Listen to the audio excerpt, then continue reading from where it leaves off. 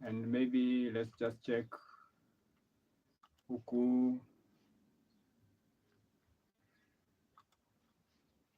live, tuangalie the orientation kama imeweza ama bado inasumbua. Check.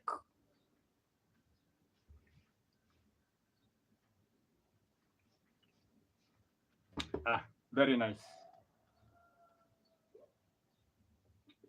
Very nice. Now, welcome to today's live. This is an impromptu live, and the reason why this is happening or why I'm doing this is because kuna stuff inaendelea yenye inanibo yangu yote, You know that I am very passionate about issues of men and boys. Uh,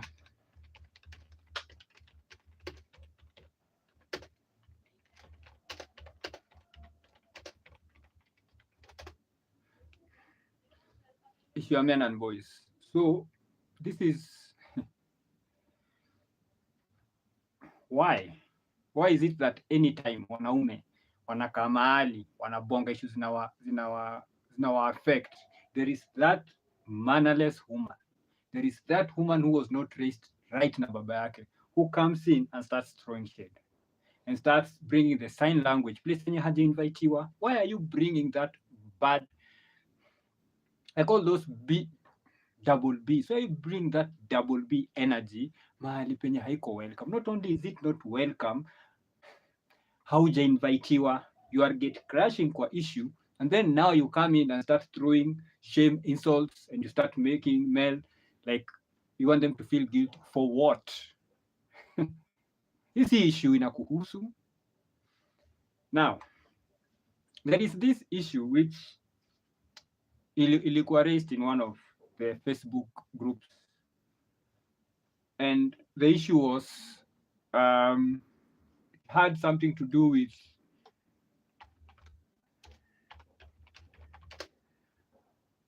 men being abandoned by their families in their old age.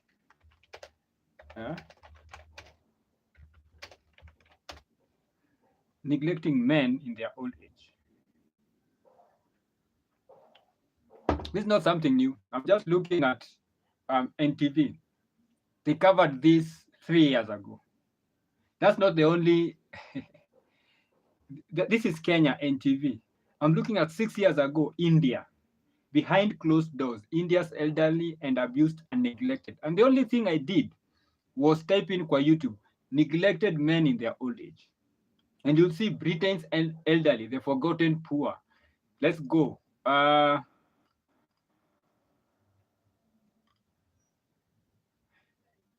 This is Afrimax English. My wife, my pain. She abandoned me when I needed her the most. As in, this is it's a very pertinent issue for men.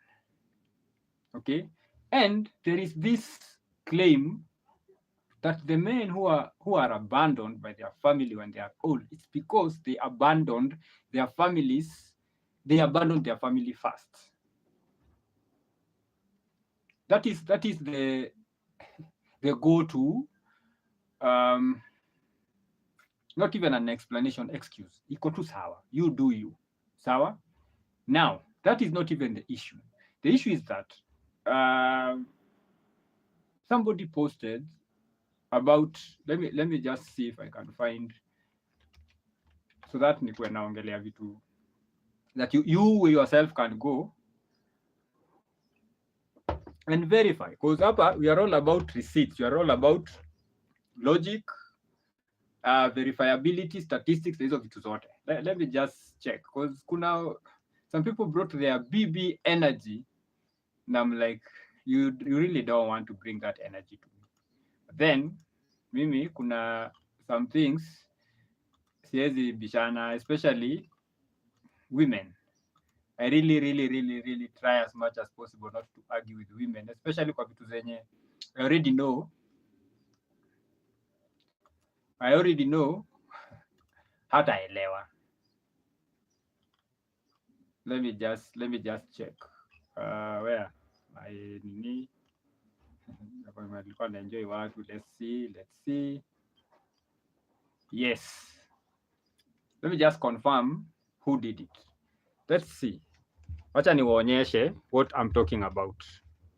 Hopefully it so this is from Silas Kaisora Nyachwani. Oh? He was talking about somebody who was sick and admitted.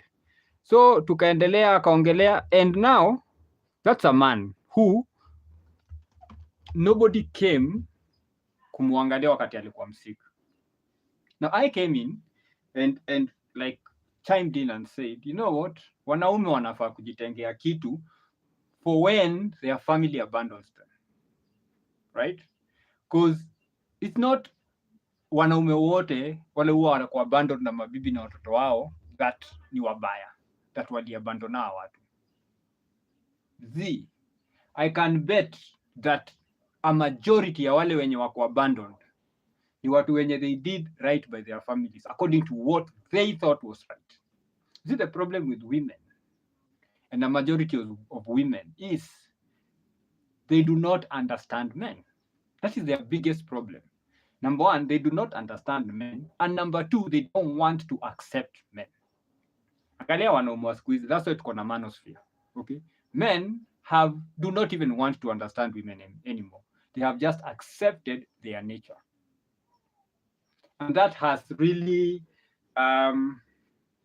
freed a lot of men from whatever bondage they were in. Like, I just need to understand you. I just need to accept your nature, and then I act accordingly. But now women, one, don't want to understand men. Number two, don't want to accept our nature.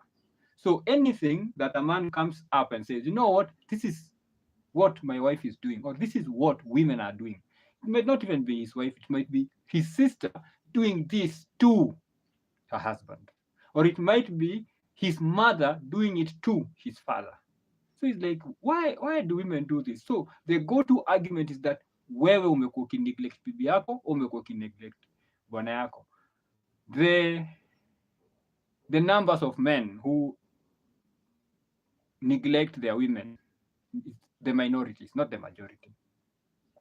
The majority of men, we do good by our women, we do good by our children. We do the best we can. Now, the problem inakujaga mahali the woman wants you to do the way she wants you to do it. But if you're a man in your own space, you are confident in your space as a man, you're like, the fuck do you think you are? Wewe ni nani? Unafikira wewe ni nani? Why are you coming in and trying to tell me how I need to be a man in my own house? This is how I know how to be a man. This is how I understand how to be a man. Can you tell me how many times you have been a man in your life so that you can come and try to tell me how to be a man? Why are you trying to tell me that I am not doing the manly thing? How many days of the month are you a man? Have you ever been a man in your life? So can you please shut the F up and stand aside and let me be the man?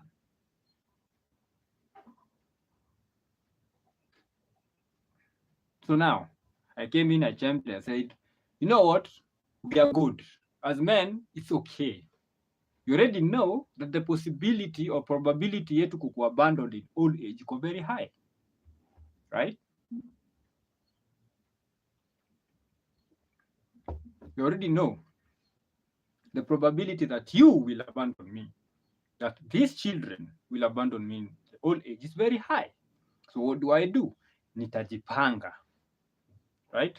When I'm out there, when I am strong and I am out there and I am working for the good of my family, I will be working extra hard so that when I put something for my family, I also put something for me. Now that is what triggered women. When I'm working to put something for my family, I'll also be working to put something for me. That is what triggered women. That's where my comment triggered women. So mimi, I slave, I provide for my family, but I can't put something aside for me. Hapo ndo mahali wanawake wametubeba. These mannerless women who are raised by weak fathers or who are raised by no fathers. hakuwa na father figure, hakuiona mwanaume akifanya anything kwa nyumba. So yeye anajua, and the way mama yake alimfunza ni ati mwanaume anafaa kuslave kwako wewe kama mwanamke na watoto. Fuck him. Do we care kama anaenda anavuta zile fumes za zile chemicals za kumwaga lami? Do we care? Fuck him. Who's a man? Fuck him. We don't care kama anaingia kwa coal mines huko hivi anavuta hizo fumes. We don't care whether atapata lung cancer. Fuck him. He should die. He should die slaving for us. He should die slaving for us. God forbid that he even kwa ile 10 bob ametengeneza even 2 shillings kwa jina yake. Fuck him. Who does he think he is? Wewe ni mwanaume na anafikiria ni nani? He should be killing himself for us. How dare he even consider that, you know, I'm taking these fumes for these people. Why can't I put shilingi zangu 2 kando in case I need to go for medical help, that I don't have to go and sell that shamba, that I don't have to go take these loans, that nishafanya enough savings. No, fuck you as a man. Who are you? Unajaribu kutuambia nini wewe mwanaume? Fuck you. Enda ukufe. Endesha hiyo gari. Mdosi amekuambia unafaa kwenda raundi 3 na hataki kujua. So speed on the road and die kwa traffic accident. But hiyo do unatengeneza ujaribu kushikata shilingi 2, unafaa kutuletea do yote hapa tuikule tuitumie. Fuck you, kama unafikiri unaweza ukajiwekea shilingi 2 kando. Wewe ni nani? Who are you? That is what triggered this woman, that a man can dare put something aside for his old age, for when this woman and these children decide to abandon him. Kama uko triggered na hii story, toka. Acha kuendelea kuwatch. This is not yours. That's why I said, women, sit this one out. This is not yours. But kama wewe ni a wise woman, sikiza sana. Na usikize ukiwa makini, man. Sikiza makini. This man is slaving. Do you know the number of men who hate their jobs? But they have to drag their tired body in the morning, ajibebe, aende inge kwa hiyo kazi achukia. Kwa hiyo mdosi anamchukia. A slave. Ndio jioni kuja na kanyama. Ama ndio mwisho wa mwezi alipe rent, alipe fees. Ajaribu tu at least, you know, kuwavalisha tunguo. But no, that's not enough. Mtoto wangu kama endi Braeburn, hakuna kitu unafanya. Mtoto wangu kama endi group of schools, unasema una slave nini? No, tupatie do yote. Hii pesa umejiwekea kando ya nini? God forbid huyu mwanaume aende anunue mzinga, anje mzinga na mabeshti zake ajamelewa. Unalewa nini? Unalewa nini wewe? Unalewa nini? Hii pesa umekunywa ni ya nini? Huyu mwanaume amelipa rent, amefanya a bit of shopping, akasema hii 2,000 wacha nende nikae na wazee.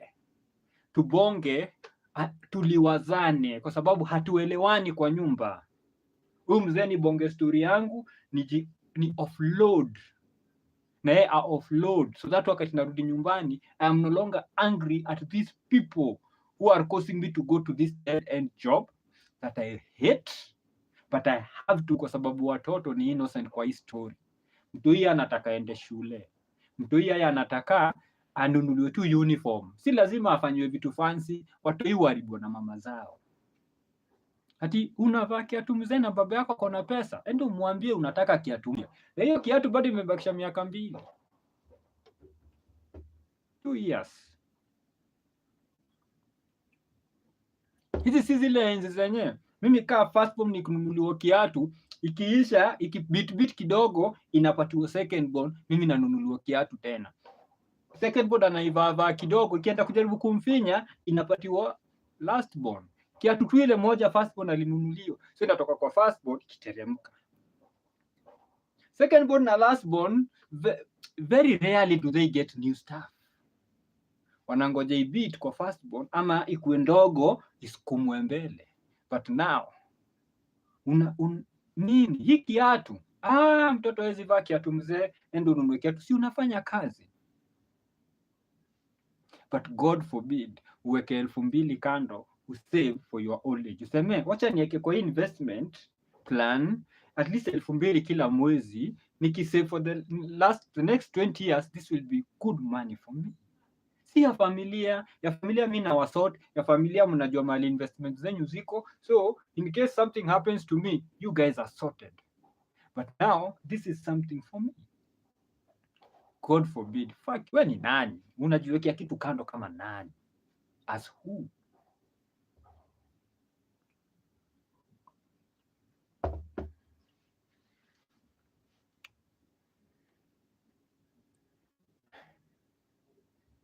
So this mannerless woman, and najua na represent a lot of women. So wewe kama wewe ni part of this mannerless women, come here, nataka kukuambia kitu. Wewe ni mshenzi. If you are those wise women, God bless you. Endelea kushikilia huyo mwanaume, endelea kusupport huyo mwanaume, endelea kuappreciate ile struggle huyo mwanaume ana go through for you and the kids. But for you mannerless woman who was never taught right by her father, who thinks every time men talk you have to respond, and not even that, mi si bwanako. Why are you trying to come and place shame tactics na mimi? I'm not your brother, I'm not your relative, hunijui. Who raised you? Wewe, why are you, mbona unaibisha baba yako in public? Alafu ukienda kwa profile yake, ukiangalia kwa pictures, unaona me and daddy. Unaleta baba yako kwa aibu kwa nini?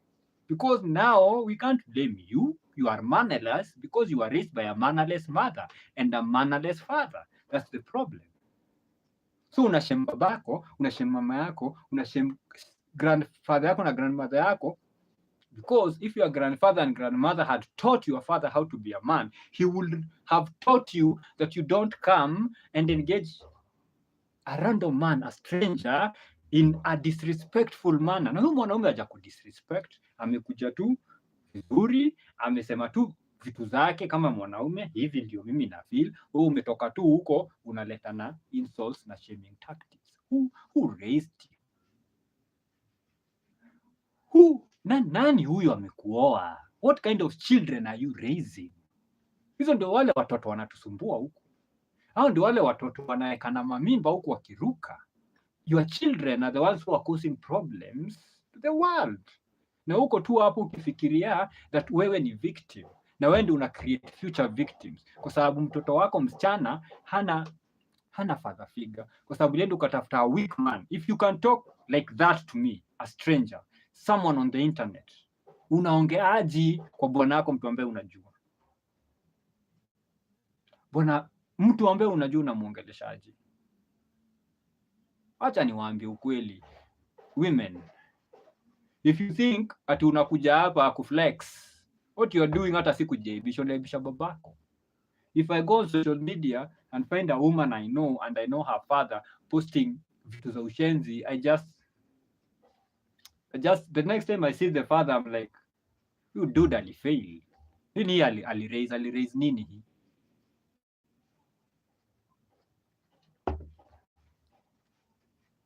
I try as much as possible not to engage with these mannerless women.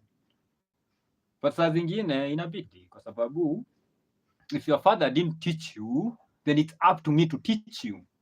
Mimi nitakufunza. Na ukikuja na hizo attitude, nitakupatia, I will put you in your place. Put you in a place design yenyewe utakuwa unasema men on social media are toxic.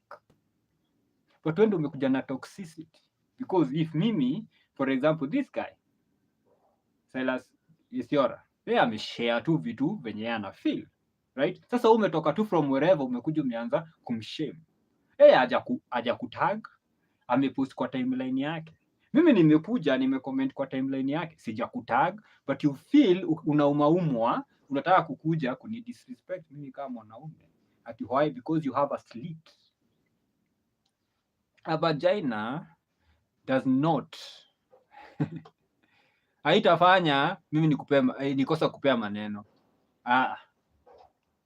Kwanza nitakuja full force. If your father did not teach you, I will put you in your place.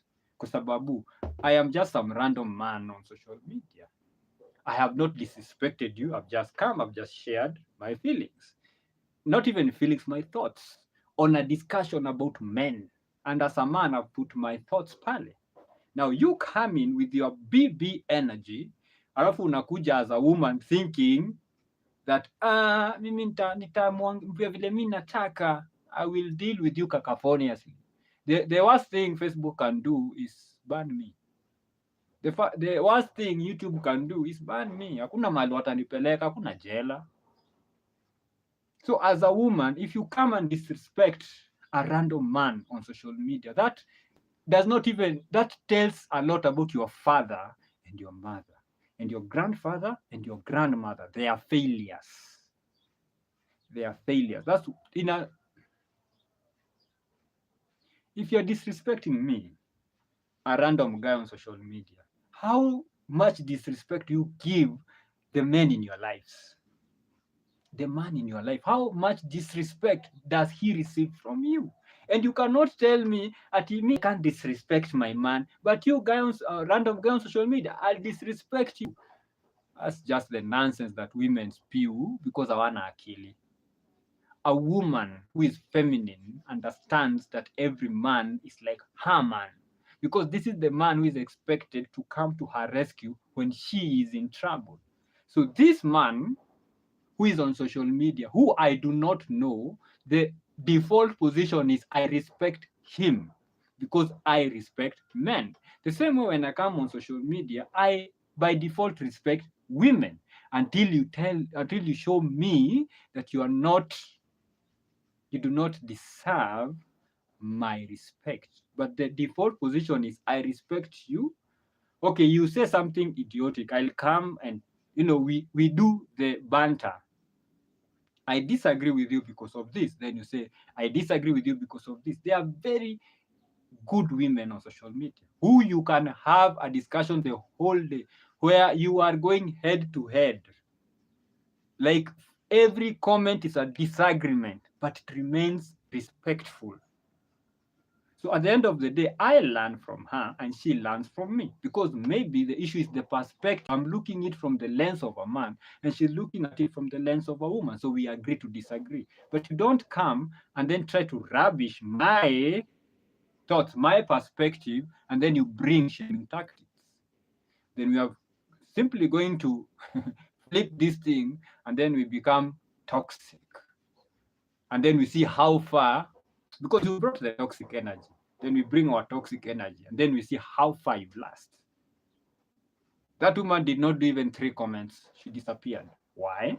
And I just told her, you are just exposing your father and your mother and your grandmother to shame. That's it. I'm just waiting for her to come at me again and then sasa tuingie, because me I only give people three warnings. The first warning will be very light. I'll just laugh. Hey, that insults. And then you are like, katambe. The next thing utakuwa report comments zangu Facebook. And the good thing about this thing is that nitakuwa na kudunga na lugha yenyewe whoever watu wana moderate Facebook hawaelewi. Wewe tu ndio unajua nini nimekuambia. Wewe na wale watu wenye hiyo ile ndio wanaelewa nini nimekushow. So utakuwa una report, then msha nasoma na shanga, okay, what is this thing you are reporting? I don't understand. So ukifikiria nitakuwa band unanipata kesho bado niko nikismile hapa. So what's my point? My point is we are tired as men of engaging with these mannerless women, of engaging with these women who do not have the right upbringing. We only entertain you and sometimes we just humor you.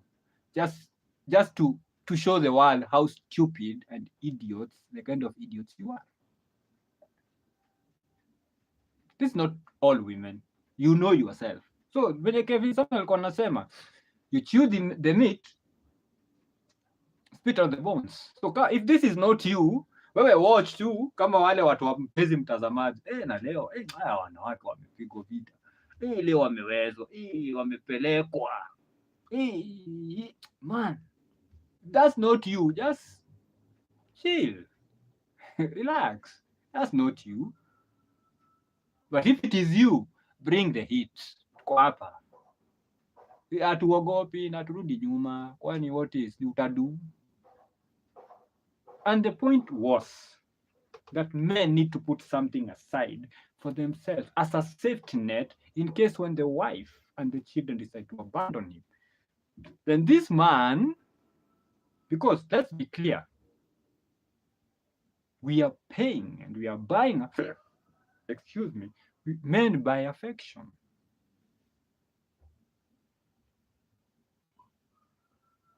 Only women, children, and dogs are loved for who they are. Men are only loved for what they can do. So what can you do for me? What can you do for me? That's what makes that woman love me. Why? Because I am a provider, because I am a protector. And providing and protecting means that at some point, I might be called upon to put my life on the line for them. So not only am I buying affection and love and care, I'm also expected to give my life when called upon so that they can live and they can prosper. And tushakubali, that's where we are. For me to choose to get married, that is my position. That is what my role is. Now, you as a woman, your role is to make sure you protect me from relationships things. So that means you're my plug kwa the neighborhood. Sawa? Wewe ndio unajua neighbor ni nani, ako na watoto wangapi, kama kuna issue kwa neighborhood wewe ndio unajua, unaniplug in. Baba nani? Kuna matanga pale, we need to go. Tunaenda. So our family inaonekana that it cares about the community. Why? Because you are my plug and you're doing your duty. Ama kuna nini matanga, I'm like sina time ya kuenda, but ndio hii do ende uchangishe, go there and represent me and our family. Wewe ndio unafaa kuniplug kwa watoto, because wewe ndio una spend most of the time na watoto wangu na watoto wetu. So wewe ndio unaambia watoto, kumbukeni ni birthday ya baba yenu. So what are we going to do for your father's birthday? We are going to buy a cake, we are going to do this, then we are going to sing happy birthday. Buda hata akumbuki ni birthday yake. Ametoka tu job, amebeat, amekuja, ameingia nyumba like amerelax hapo kwa kiti. Kidogo kidogo amewekewa maji ya kwenda kuoga, ameenda amekata shawa, amekuja tu amebeat, amekaa kidogo kidogo na watoto ametoka kiche, happy birthday. By the way, leo ni birthday yangu. Feels good. The children feel good kwa sababu wamekumbuka birthday ya baba yao. The woman feels good because of the way ameona the reaction of the father, of her husband. First of all, the shock, like, whose birthday is it? Whose birthday did I forget again? Then I realized, it's my birthday. They remembered. Wow. Very simple things. So Buddha ameenda job out of town, he's working so hard. So when kids say, Mom, baba yako ameenda kazi kututafutia, anakuja mwisho wa mwezi. Mwambie akikuja akumbuke kuniletea chipo. Huyo bibi amefanya nini? Ame-explain absence ya baba to the kids in such a way where they know that because your father is away, you benefit from his absence. Natamaliza na hii story. Sikuwa nataka hii kitu ikuwe ndefu. Nilikuwa nataka 30 minutes na tuko 29. So, for those women who are not raised by fathers, for those women who are raised by weak fathers, or who are raised by women who did not allow the fathers of the children to be in the picture, or those women who were raised by mothers who poisoned them against their father, listen to this carefully. I'll not repeat it. Taisema tu once.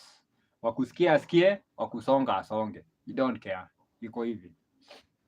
A man, there comes a time when a man has to choose between him being present and him playing his role as a provider.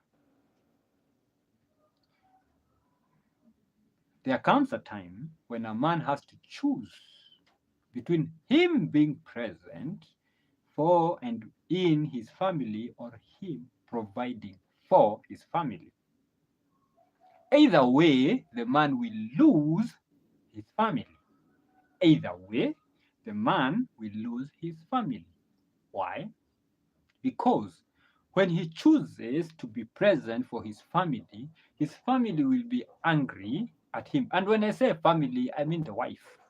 Let's just be 100% real. The wife will be angry because this man ako tu hapa na hakuna kitu anafanya. Ako tu, he's just here, anataka tumukule, ako tu. Kwa nini haendi huko kama wale wengine here and we are suffering? Why can't you do something about this? So she'll get bitter, she will poison the kids, and you will lose your family. Now, if you choose to go to be away so that you can provide for your family, she will be angry because you are not present.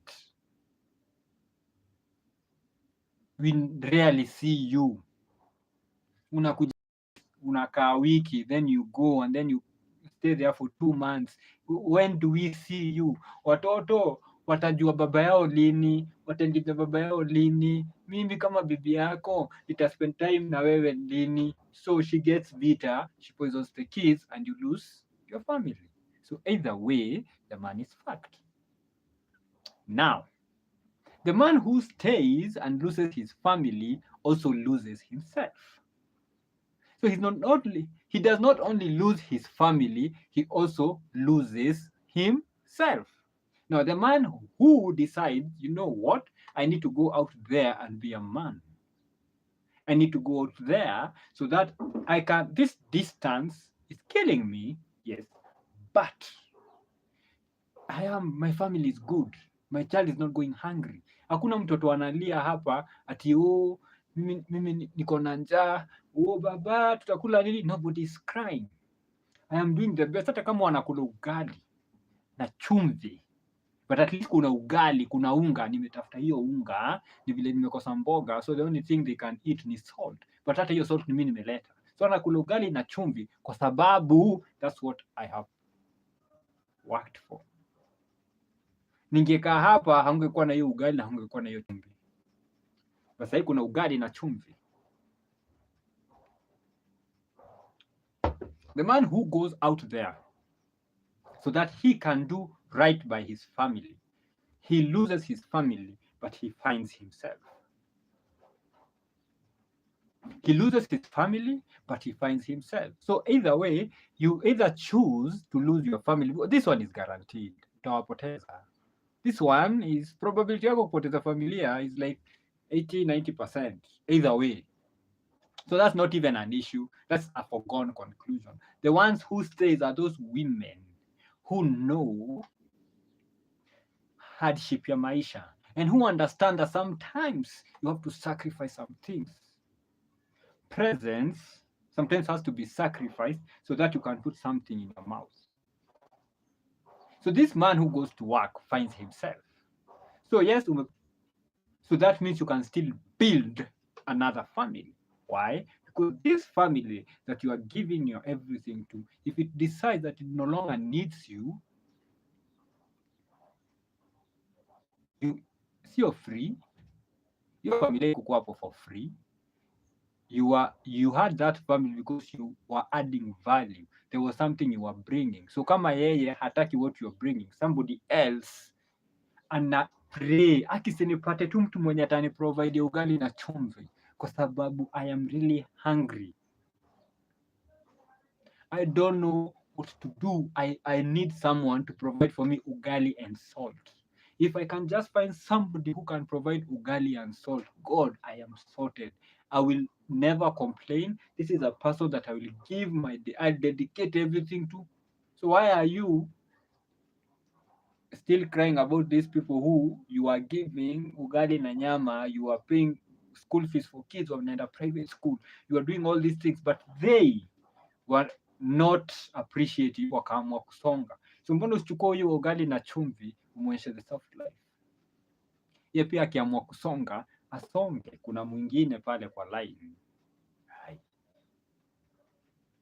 But the thing that was pissing these women off is the fact that men already have a plan for this thing that wamekuwa wakishikiwa as blackmail when they get old.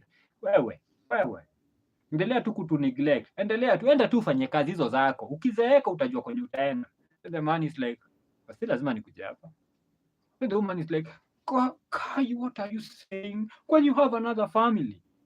No, basi lazima nikuje hapa, si lazima wewe ukuje unione nikiwa mgonjwa hospitali, si lazima hawa watoto ambayo umepoison wakuje wanione wakati mimi ni mgonjwa, si lazima, mnaweza enda. That is what is pissing them, because now wanaume wamechukua the power from them, wamewanyang'anya that power to blackmail, the power to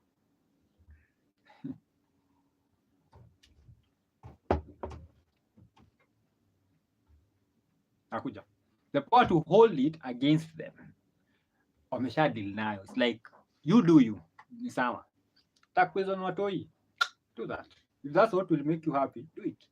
Watoto, mamenye aliwaambia mimi ni deadbeat, mamenye aliwaambia silipagi fees, mamenye aliwaambia sibaigi food, aliwaambia niliwaacha, aliwaambia nikwenda, aliwaambia okay, angalia hii ni receipt yako ya form 1, hii ni ya form 2, hii ni ya form 3, hii ni ya form 4, hii ni ya university payslip, kama inaitwa nini, receipt ya university, ulisoma, mama yako alikwambia ndalilipa, ndio muitisha receipt za university. Mimi nimekuonyesha zangu, ndio muitisha zake. Sasa nililipa, mtu mwenye ulipa ndio kwa receipt, ndio muitisha receipt.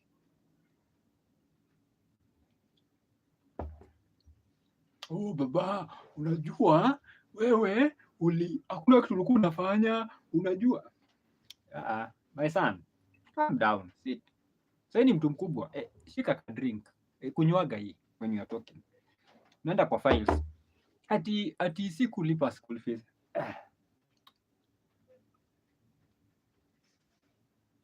Class 4. Class 4 ndio ilikuwa ile academy. Hii ni jina ya nani? Ni jina yangu. Hii ni term gani? Hiyo ni receipt. Mbwa, hiyo ni receipt.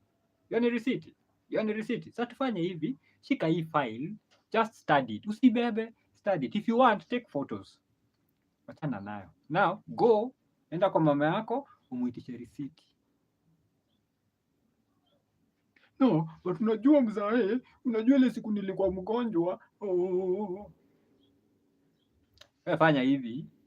Si una believe mama yako alikuambia, we are not discussing these things. Just toka, leave. But then something which ilipisa madem sana ama hawa mama sana is because I said something which I think iliwaguza. Nilisema hivi, wakirusha tunarusha. Mimi niko na safety net. I have my safety net. So mmeniwacha, mmeni neglect. Niko na safety net yangu. Ninawaacha. So mmetoka, mmesema huyu mzae nini, nimekaa wiki, I'm like, watu. So my wife has decided to leave the house.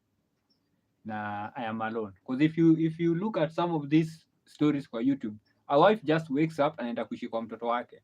So leaves the old man shago, old man hana mtu wa kumpikia, hana mtu wa kumchemshia nini, hana. And we marry younger women so that when we are old, they bado wako na energy. So this woman can take care of you, but she has decided aende ishi na mtoto wake. Anakaa wiki, anakaa mwezi. By the time mwezi naenda kuisha, mimi kaa Mwegas, nimetoka, nimeacha nyumba, nimeenda kukaa mahali mimi najua. Nimechange phone numbers so you can't reach me, so when wataipigiwa simu, mnajua ng'ombe zenyu ni kukufa, zinakufa kwa sababu ya njaa. So the mama of course atatoka haraka aende akaangalia ng'ombe zake. Akifika huko mzee yuko. Mzee alisonga. Baba nani alienda? Baba nani hatujui. Tulimuona tu na kasuti, akaingia kwa ile gari akienda. Na hivyo ndio hiyo story ilifunga. And then now uko kwenye huko because wewe ndio ulikuwa unatafuta hii mali. Unakaa chini na lawyer wako unasema, toa huyo mumama kwenye hesabu. Huyo mtoto ndio alikuwa anakaa na bibi yangu. hiyo mali yake punguza. Alikuwa apate, nilikuwa nimesema ni shamba 2. Hiyo shamba wagawanishie wote. Because bibi ni wa baba yao, haiko entitled to my property. Mali matrimonial home iko, hiyo nitamwachia. Hiyo eka moja, hiyo wacha akae nayo. Hii ingine weka kwa, pigia debe, weka kwa market. Huyu si ako na hii eka 2, gawanishie hao watoto wote. Hizi eka 25 tupigie debe. Pigia kengele huko. Soft life. Mimi sitateseka in my old age, na nilikuwa natafutia hawa, nilikuwa niwaachie hawa hii mali. Let them get the minimum. We, si babenyu wako na shamba, si amewagawia shamba. Then naeka kwa my will. Siku nitakufa, that lawyer awaambie ni nini, like akuje na ile will ya before na ile libadilishwa. Ile ya mbele na ile libadilishwa. Mwegas akikaone, basi ningepata ile apartment ya Halinga. Ile kuandikwa kwa jina yangu. Na ile ya Lavi. Ayo. Na sasa nimebakisha tu kakuota pale Kamulu. Guess what? We will all turn to the mother. Mother, wewe ndio umekosa hii shida yote. So what happens? Even the mother loses her children. So ulininyang'anya watoto wangu. Time ya kuread will ikikuja, Mwegas, wewe if ungepata zile vitu babako alikuwa amekuwekea, if ungekuwa a dutiful son, if haungekuwa na umama kwa akili yako, ungenyamaza hivi kama mwanaume useme, you know what, my father might be the baddest SOB in the world, yeye ndio the shittiest man alive, but he's still my father. I still have a duty to my father. Ungekaa tu hivi useme hivyo, right now haunge work a day in your life. Ungekuwa unaenda kufanya kazi because you want to be productive, not because you have to work. And then because there is always that one child who is wise. Because like, hey, mzae, hapa vile kunaenda ni kama mkoro na kina fulani wamekupangia. So why don't we do this?